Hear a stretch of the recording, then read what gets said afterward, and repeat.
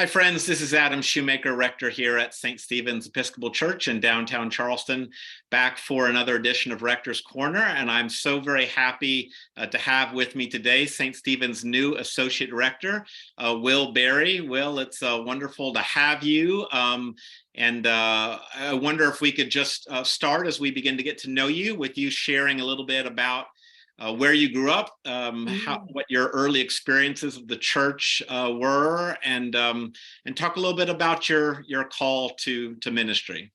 Absolutely. So I grew up in, and thanks for having me. I grew up in southeastern Pennsylvania, probably about 40 minutes outside of Philadelphia. I was raised in the United Methodist Church, although my grandfather was an Episcopalian and was actually senior warden at our local Episcopal church in the town where I grew up. Although I didn't find that out until I was ordained. No one ever told me. So small world. So I grew up in the United Methodist Church. I grew up in a really open-minded, loving, and caring congregation. While I think a lot of people in my generation had some complicated experiences with church, mine was really, really positive. And so, I loved church growing up. It was a place I felt at home.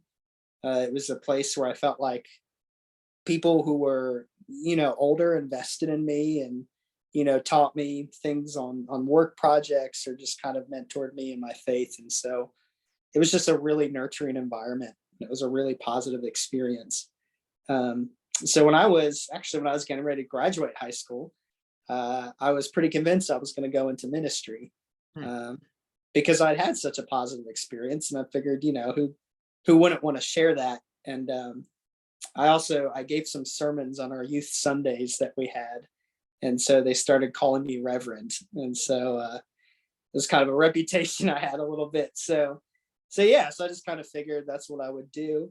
Then life happened as it did, and I ended up in North Carolina for college, my second year of college, and was kind of seeking and trying to figure things out. And I met an Episcopal campus minister while I was there, and got connected with the Episcopal Church and really fell in love with it. And over time, just felt called to be at the altar, to celebrate communion, felt called to be a sacramental presence to other people. I was also a musician at the time, so I was playing music in bars and coffee shops. And when I graduated, I took a part-time job with him at the campus ministry, and then I continued playing music professionally, and that's how I met my wife. So by day, I was a campus minister, and by night, I was a singer-songwriter and open mic host in local coffee shops and bars and music venues. And so I did that for a while. And then over time, just really tested the call with him and with a discernment committee there. And I started the ordination process in the Diocese of North Carolina, and went to Seminary of the Southwest in Austin, Texas, and then took my first call at a large historic cathedral in Lexington, Kentucky. Was on staff for a couple of years, and then got an opportunity to be a priest in charge for 3 years of a small congregation outside the city. And I've been doing that until now, and it's been a really, really positive experience. So that's kind of my journey so far in a nutshell. Well, when you talk, Will, about growing up in the Methodist Church and finding your way towards the Episcopal Church, what drew you to the Episcopal Church? What was it about the Episcopal Church that ended up being a tradition that felt like home for you? Yeah, so our church growing up had at least two services. One was quote unquote traditional, and the other was contemporary. And so at the traditional service, which was the earlier service, our pastors would wear albs and stoles and would actually follow not only the Methodist order of service, but would actually follow sometimes liturgies from the Book of Common Prayer. And I later found out that they were all Duke grads from Duke University. So they have a strong Anglican studies program there. And I always loved that service. And I always loved sort of the tradition And I always loved communion, and I never understood why we didn't have communion every week. And so when I was in college, I took church history courses, and I learned kind of about Christian history before the Reformation, which was not much I had studied. And I fell in love with sort of the sacraments and liturgy and the saints, and what I would just describe as sort of a embodied incarnational theology of Christian worship. I also, I grew up in a very open-minded church, but people who are members of the LGBT community there could not be out publicly. It was kind of okay for them to be in the closet, but maybe not so much be open about who they were. And so I was really looking for a community where people could be honest about who they are and be accepted as God's beloved child. And so I think it was really twofold. It was one, looking for a tradition where I felt everyone was valued and included, had a place at the table. And two, trying to find a tradition that had that sort of connection with the ancient church and with liturgy and sacraments. And I mean, the Episcopal Church was just sort of the perfect fit. And it felt like home as soon as I started hanging out with the Episcopal Church, for sure. Yeah. Well, and you said that you began your call to ministry and the college chaplaincy in North Carolina, UNCG, Yeah. a campus not far from where I served previously as rector at Holy Comforter in Burlington. But then after you were ordained, you went off to a cathedral and have now been serving in a parish in Lexington. What have been the differences for you from college chaplaincy to ministry in a congregation? There's a lot more flexibility in college ministry. I think just because of the nature of it, you have to adapt, and whatever you've done the previous year may or may not work the next year. And so you have to think on your feet a lot. And I think in parish ministry, most congregations are used to kind of doing things, one or two ways. But what was really fascinating was when the pandemic happened, there was really that need for creative flexibility. And so as awful as the pandemic was, in some ways, I think I thrived because it gave me a chance to be creative and say, okay, what can we do to still be Episcopalians and honor our liturgy, but try to make it come online, try to make it more accessible. And so that was really exciting. And so I think if it hadn't been for my experience with campus ministry, I may not have had sort of the flexibility and the tools that sort of pandemic tide ministry. And, campus ministry is also a very transient community. It changes every year. And so I do like the stability, I think, that parish ministry brings. And it's been interesting too, because, I was at a cathedral where the Sunday attendance, may be altogether up to 500 people. And now I serve a congregation where when I started, the average Sunday attendance was about 50 people.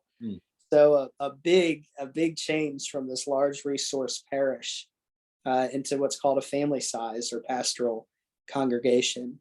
And so the needs were very different. I went from being on a staff of multiple clergy and multiple full-time paid staff to being the only full-time person of any kind on staff and being the only clergy person. And so that was a really good learning experience for me too, just learning, what it's like being, I guess, like the vicar of Dibley, if you're familiar with the vicar of Dibley. But yeah, just sort of being that sort of traditional, solo small parish priest. And so it's neat. I feel like I've had a variety of experiences, and I've definitely gleaned something from all of them that I think now I'll be carrying with me when I come to St. Stephen's. Yeah. Well, and talk to me, Will, a little bit about your present ministry. You've been serving as priest in charge of the Church of the Resurrection in Lexington, and What have you all been doing together in ministry while you've been their priest in charge? So a big part of our ministry has been ministry to children and youth. So when I got there, they had, I think a few years back, they had a pretty strong youth presence. Mhm. And when I got there, they maybe had one or two families, and there just weren't any Episcopal churches in the area because this was kind of towards the middle end of the pandemic. There weren't a lot of churches doing Sunday school. And so there were no opportunities for kids on Sundays in person. And, by that time, vaccines had come out Mhm. approved for children as well. And so we said, we're going to start doing this, and we're going to start it with the older kids because that's a little easier. And we're going to ask that if they're not vaccinated, they wear masks. And we just kind of started out getting things back into a rhythm. And we found some really good curriculums from Cokesbury, which is from the Methodist Church, and Spark House, which is from the Lutheran Church. And we just sort of built up a children's ministry program kind of from scratch. And it was pretty amazing. I mean, this is 2.5 years later. Yesterday, when we dismissed the children to Children's Chapel, about half our congregation was missing. Mhm. Because I think we had 25 kids on Sunday, out of 60 people, 60 Mm. plus people who were there. And so, yeah, so a lot of my ministry has been kind of helping them rebuild their children's and youth program. It's also been kind of helping them think about how to build community partnerships with local nonprofits. They're doing work right now with a local nonprofit called Black Soil, which Mhm. helps African American Kentuckians who are in the agricultural industry or interested in it. It helps connect them with microloans, and so basically they're able to build their agribusiness. Mm. And so that's been really neat. We've partnered with them and have supported them financially. We also do a CSA with them as well, and we donate all that food to the local food pantry. And so, yeah, so it's mostly been building up our children's programs, Mhm. making it very clear on social media and our website that we are a welcoming and affirming community, and that has gone a long way. Mm. We've seen a lot of new folks from that community who just feel like it's a safe space for them, and that's always been true. They just never really they never focused on advertising it as well as they could have. And so, yeah, that's kind of been some of the highlights, and then just preaching and presiding every Sunday, doing hospital visits and home calls, and running vestry meetings, and yeah, Mhm. cleaning behind the altar and anything else, other duties as a sign, mowing the grass. Yeah, for those listening, most clergy are actually sole proprietors, Yes. serving on their own and Yeah. not alongside others, like we're fortunate to have here at St. Stephen's. But that certainly does mean that as the priest in charge, when you're in that kind of a context, that kind of a setting, that you have to do a little bit of everything. Oh And yeah. I'm sure it teaches you a lot. It does. Yeah. I've gotten to use my plumbing skills and yeah, all kinds of things. I never thought I'd use them. So, Will, why don't you talk a little bit about what drew you to St. Stephen's, what led you to apply, and why you felt called to join us in ministry? Yeah. So the first thing, I mean, I guess I saw the position posted. And so the first thing that drew me was the position itself. Mm. Because I have, I guess, in a lot of capacities over the years, served with youth and children, and I was part of a church and seminary that had a very large family service, and I was connected with that. And so I was really excited about the possibility of kind of helping supervise those ministries and being present for them. Also having a toddler, it's I've always loved that ministry, but in so many ways, I think it feels more personal now. in ways that maybe it didn't before. And so, yeah, so I was really drawn to that. I was also really excited that you all were looking for someone who was interested in campus and young adult ministry as well, because that's a big part of my background. And I looked up the College of Charleston too and said, oh man, yeah, this is I think a ripe for the harvest, a great place to be doing campus ministry. And so I was already pretty drawn to it. And I was pretty drawn to the idea of being an associate and being on staff. And then I learned more about St. Stephen's, and I was just really kind of blown away by the history, by the commitment to justice and inclusivity. I love the story of the Crooked Cross.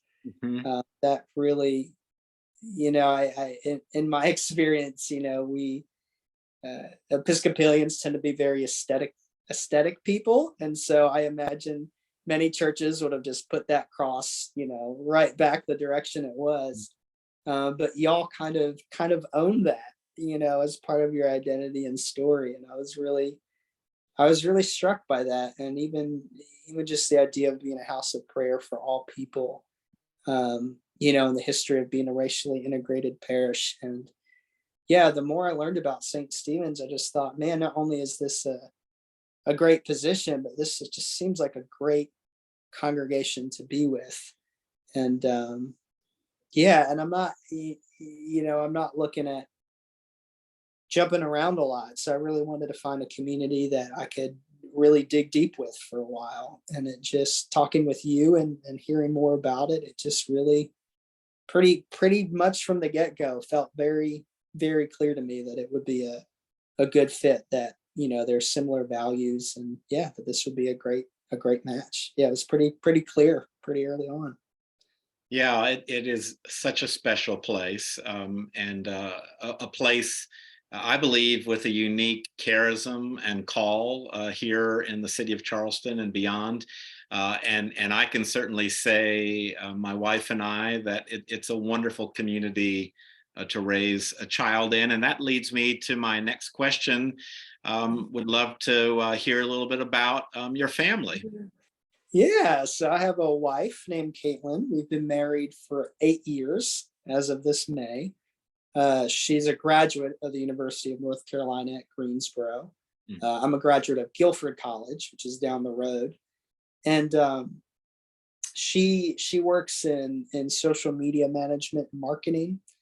She actually works for the same company that she worked for when we were in seminary. She was their first, from what I know, in her department, she was their first full-time remote, meaning from home employee. And then when the pandemic happened, she had to teach everyone else how to be an at-home employee. And now her whole team is decentralized, so they live all over the country. She's from Atlanta, Georgia. So Charleston is definitely closer to her family than we are now. Her family is mostly east of Atlanta, and we have a 20-month-old son named Thomas, and he is man, he's a ball of energy and curiosity, and he loves to read. He loves animals. He loves dinosaurs. He's also very big into being outside. He wants to be outside a lot. Picking up rocks and sticks and just kind of exploring the world. And he loves church. It's so funny. He'll clap at the end of the hymns, or he'll say amen. And he also, we have a cross at home, and he's learned what the processional is in the service. And so he'll take the cross and he'll process around the house, and he'll say, Alleluia, Alleluia. And it's so funny just to see him kind of glob onto that. And so, yeah, it's just the three of us, and we, kind of think of ourselves as the Three Musketeers, and really excited to be with you all and be in a place where there's going to be other kids, and be in a place like Charleston. That's a really wonderful place to raise a family. And he loves the beach and the ocean. We took him to the beach for the first time this summer, and he talks about it. And so yeah, so we're excited to be joining y'all. I think it's going to be a good place for my family as well as me. That's great. Well, by the time this interview comes out, you will already be in Charleston getting ready to begin your ministry with us on August 15th. Yeah. But given that we are having this conversation when you are still in Kentucky, how is your transition going? Man, it's wild. We own our house here. We're going to rent for our first year. We found a home in the was it the Avondale neighborhood in West Ashley. So we're really excited about that. But trying to prep a house for sale, that is a whole nother animal. But it's been good. We put a lot into this house. A lot of love. We've done a lot of projects. I'm a big home project guy, and looking forward to home project retirement for a little while. I think I've done enough for a lifetime. But it's going well. Everyone here is very supportive, and the congregation's sad but excited, and I think we're just overall just happy we found St. Stephen's, and we're so excited to be joining y'all. And we'll head out in just a couple weeks. Well, Will, we are so excited to welcome your family to Charleston and to St. Stephen's. For those listening in, again, Will be beginning on August 15th. His first Sunday with us will be August 20th, which will be the Sunday that we'll be doing back to school blessings. He's just going to jump right in. As I said in the letter that I sent out to the parish, he will have primary oversight over our ministry to children and youth, as well as the new ministry of reaching out in partnership with our friends at St. Matthew's Lutheran to do campus ministry. There are so many students nearby, and that really is, I think, a ministry that, as Bishop Ruth would say, has our name on it. But please do pray for Will and Caitlin and Thomas as they make this transition, and we will celebrate them and welcome them on the 20th of August, when he will be the preacher at all three services. Thank you, Will, during this very busy time for making the time to have this conversation, and we will see you very soon. Yeah, see you soon. Thank you so much for having me. Yeah, and thank you to those who've been listening in. I'll be back next month for another edition of Rector's Corner. In the meantime, friends, you stay safe and well, and you keep the faith. Bye-bye, everybody.